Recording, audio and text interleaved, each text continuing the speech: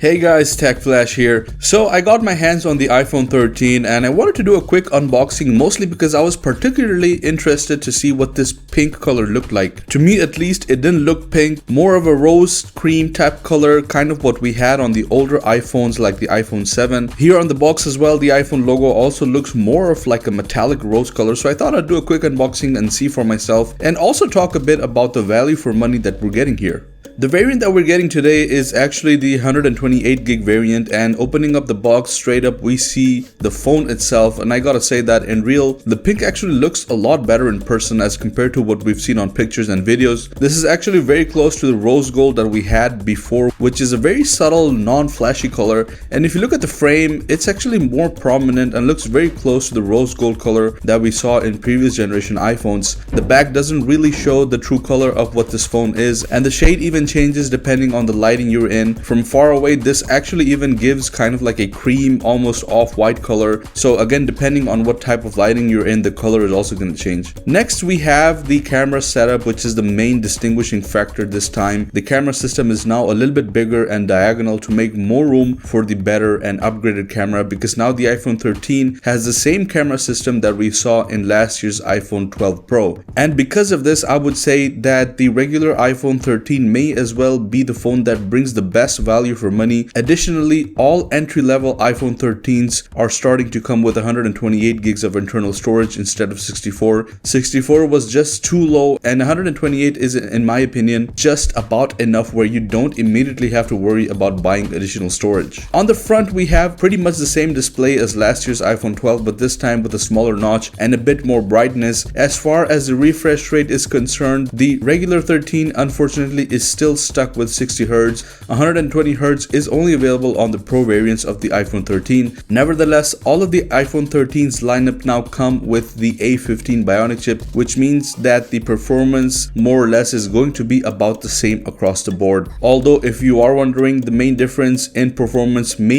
come in the GPU, since the iPhone 13 Pro has 5 cores GPU and the regular iPhone 13 has 4 cores, but it's not very easily noticeable. Also, this is a very small detail, but I just wanted to point it out that this time the wallpapers are different on the regular iPhone versus the Pro variant. This time on the regular ones, you get this one with the diagonal lines, which signifies the diagonal back camera setup. It is a very small thing, but attention to detail is there, which is nice to see. And also, before I forget, this time we get to see iOS 15 pre-installed on all the iPhone 13s. Design wise, it's about 90% exactly the same as the iPhone 12. Apart from the camera, we still get the same flat edge design, and talking about the camera, I'm glad to see that Apple included all of the same camera features that you get to see on the Pro models as well. So we also get the cinematic mode on the regular iPhone 13s, which by the way is also available on the front camera, so you can maybe see the background being blurred a little bit here, which is very cool because this blur is normally applied to human faces, not to objects. On the photo side, we also get a photo stacks option, so camera wise you won't see any differences or lack of features when comparing this to the Pro models. The only main difference I would say is that the 13 does not have the macro mode. Apart from that, we get to see pretty much the same exact camera features. The battery time this time has also been improved, and you now get about an hour and a half more battery life than before. Price wise, the iPhone 13 is kept at the same cost as last year's iPhone. In fact, this is the first time that the iPhone 13 Pro Max is actually at around the same price of Samsung's flagship phone, which is the Galaxy Z Fold 3, which means that other phones have also started to get costly, and normally you wouldn't find any other phone as expensive as the iPhone. But a good thing is that Apple at least retains its value when it comes to reselling them. Your phone won't depreciate as much as other ones, and even better, iPhones have a tendency to stay up to date at all times, which means even after 3 years your iPhone will still perform more or less in the exact same way. Comparing that to an Android, it is very likely that your Android device won't be able to keep up after 3 years of use. Coming to a conclusion, I would say that the iPhone 13 is the best value for money phone that you can get if you want most of the features of a flagship phone at a somewhat reasonable cost. Is it upgrading if you already have the iPhone 12? I would probably say no, but that's a topic for another video. Anyways, that is it for this video. Let me know what you guys think of the iPhone 13, and also what do you think of the color. Let me know in the comments below which one you would actually go for. If you enjoyed the video, please drop a like and consider subscribing for more similar videos, and please help us reach 5,000 subs by the end of the year. We really appreciate it. Thank you once again for watching, and I'll see you guys in the next one.